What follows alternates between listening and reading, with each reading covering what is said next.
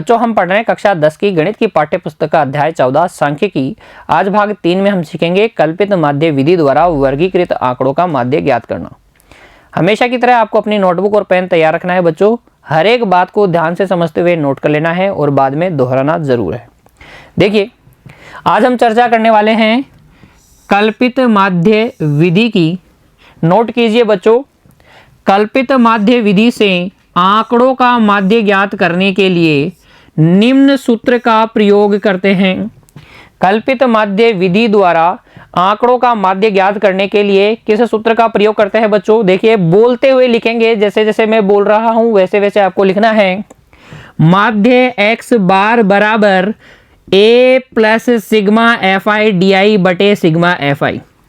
माध्य x बार बराबर a plus sigma F I D I बटे सिग्मा एफ आई। 2-3 बार बोलिए, आपको अच्छे से याद हो जाएगा। अब इस सूत्र में जो संकेत प्रयुक्त हुए हैं बच्चों, आइए उनकी चर्चा करते हैं।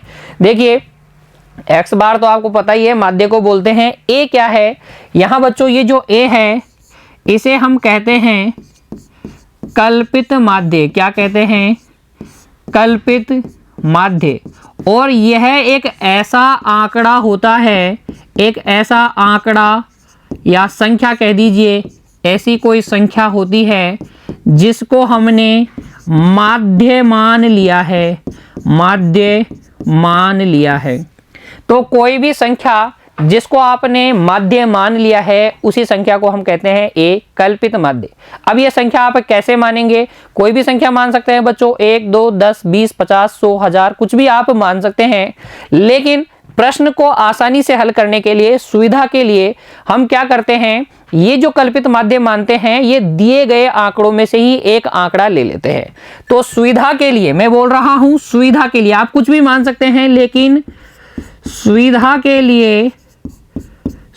के लिए हम किस में से मानेंगे? ए को दिए गए आंकड़ों में से माने, दिए गए आंकड़ों में से माने। ये सुविधा के लिए है, आंकड़ों में से माने। कोई भी जो दिए गए आंकड़े हैं उनमें से कोई भी एक आंकड़ा आप चुन लीजिए अपनी इच्छा से, उसी को हम कहेंगे कल्पित माध्य। संकेत क्या है? ए। अब आ जाते हैं बच्चों डी आई पर। देखिए, इस डी आई को हम कहते हैं आंकड़ों का कल्पित माध्य से विचलन। आंकड़ों का कल्पित माध्य से विचलन, यानी कि आंकड़े कल्पित माध्य से कितनी दूर है, उन आंकड़ों का और कल्पित माध्य का अंतर कितना है, वही है डी आई। डी आई बच्चों क्या है? डी आई है एक्स आई माइनस ए। क्या है? एक्स आई माइनस ए है। सभी एक्स आई में से आप ए घटाते जाइए, आपको डी आई मिलते जाएंगे। फिर देखिए sigma F I D I का मतलब, देखिए sigma F I D I का मतलब, यहां देखिए बच्चों, सिग्मा का मतलब तो आपको पता ही है, इसका मतलब है योग। योग करना है किसका? Sigma F I D I का मतलब हो जाएगा एफ आई को, यानी कि बारंबारताओं को उनके संगत विचलनों से गुणा कीजिए। सभी बारंबारताओं के संगत कोई ना कोई विचलन आपको मिलेगा, उन विचलनों को गुणा कर लीजिए बारंबारताओं से, और फिर इन गुणनफलों का क्या कर दीजिए? इन गुणनफलों का योग कर दीजिए। इसी योगफल को हम कहेंगे sigma F I D I. और सिग्मा एफ आई का मतलब तो आपको पता ही है, बारंबारताएं। एफ आई क्या है? बारंबारताएं हैं, बारंबारताओं का योग। सिग्मा एफ आई क्या है? बारंबारताओं का योग। सूत्र आपको समझ में आ गया क्या? सूत्र क्या है? x बार बराबर a plus sigma F I D I बटे सिग्मा एफ आई। ठीक है ना? अब इस सूत्र को कैसे प्रयोग में लेते हैं, कैसे इस सूत्र का उपयोग करके हम वर्गीकृत आंकड़ों का माध्य ज्ञात करेंगे बच्चों, आइए उसके लिए हल करते हैं हम हमारी पाठ्य पुस्तक की उदाहरण संख्या 2 को। देखिए, उदाहरण संख्या 2, नीचे दी हुई सारणी भारत के विभिन्न राज्यों एवं संघीय क्षेत्रों, जिनको अंग्रेजी में कहते हैं यूनियन टेरिटरीज, के ग्रामीण क्षेत्रों के प्राथमिक विद्यालयों में महिला शिक्षकों के प्रतिशत बंटन को दर्शाती है। ये जो सारणी आपको दिख रही है बच्चों, ये किसको दर्शा रही है? भारत के राज्यों और संघीय क्षेत्रों के ग्रामीण क्षेत्रों में प्राथमिक विद्यालयों में महिला शिक्षकों के प्रतिशत को दर्शा रही है। देखिए, महिला शिक्षकों का प्रतिशत 15 से 25, 25 से 35, 35 से 45, 45 से 55, 55 से 65, 65 से 75 और 75 से 85, ये महिला शिक्षकों का प्रतिशत है। और कितने हैं ऐसे? देखिए, 15 से 25%, जिसमें ग्रामीण क्षेत्रों में प्राथमिक विद्यालयों में महिला शिक्षक है 15 से 25%। ऐसे कितने संघीय या राज्य क्षेत्र हैं? वो हैं 6। 25 से 35% वाले हैं 11। और इसी तरीके से आप इस सारणी को अच्छे से पढ़िए।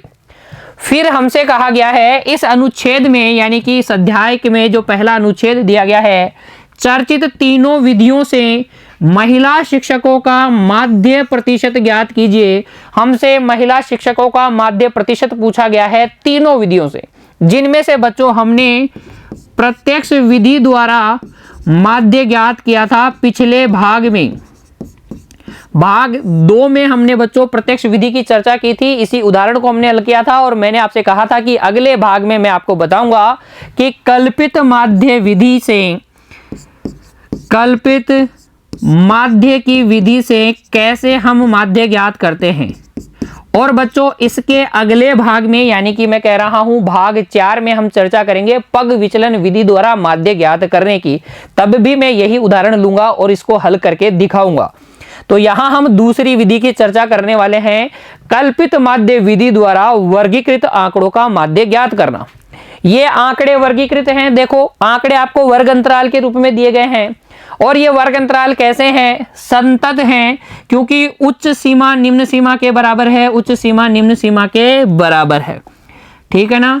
और अंतर भी सबका क्या है? अंतर भी सबका 10-10 का ही है। क्या? देखो, वर्ग माप, वर्ग की माप, वर्ग माप सभी वर्ग अंतरालों में वर्ग माप 10 की है।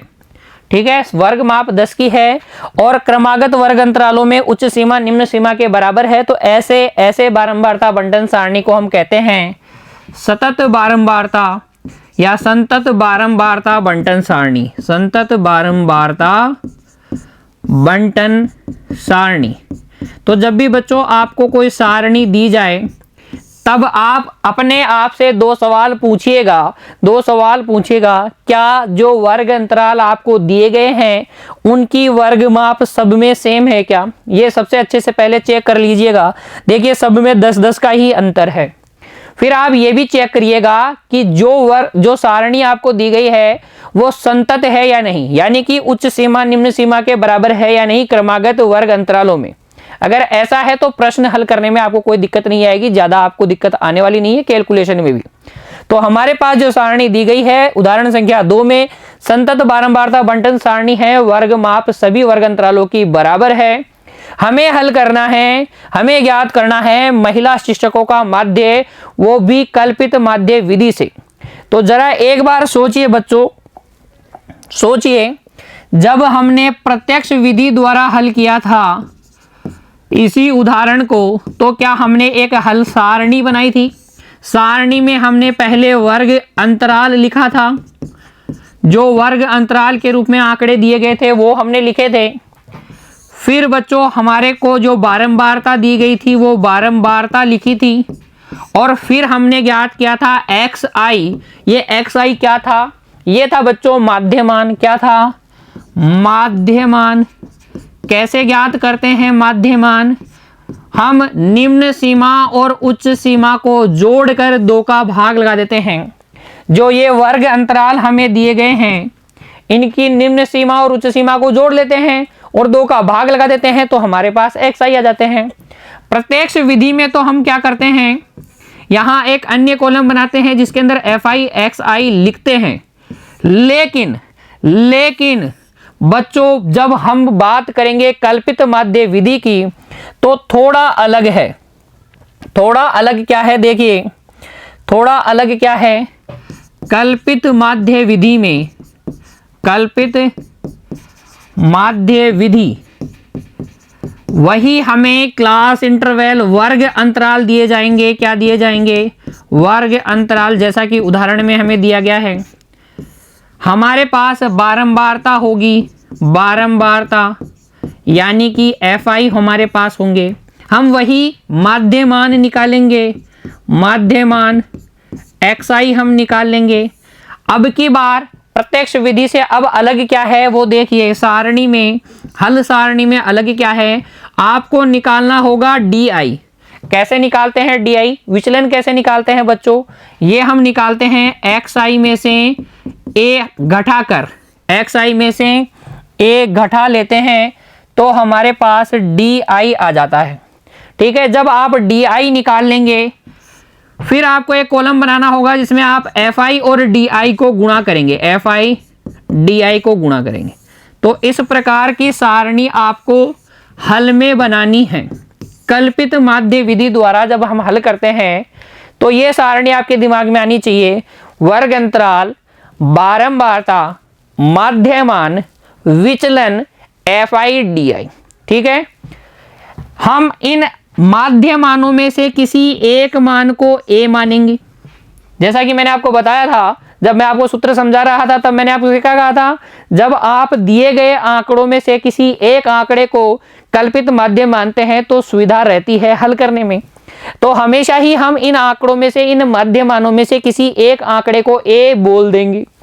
A आ गया हमारे पास, इन सबको जोड़ लेंगे, हमारे पास आ जाएगा सिग्मा FI DI।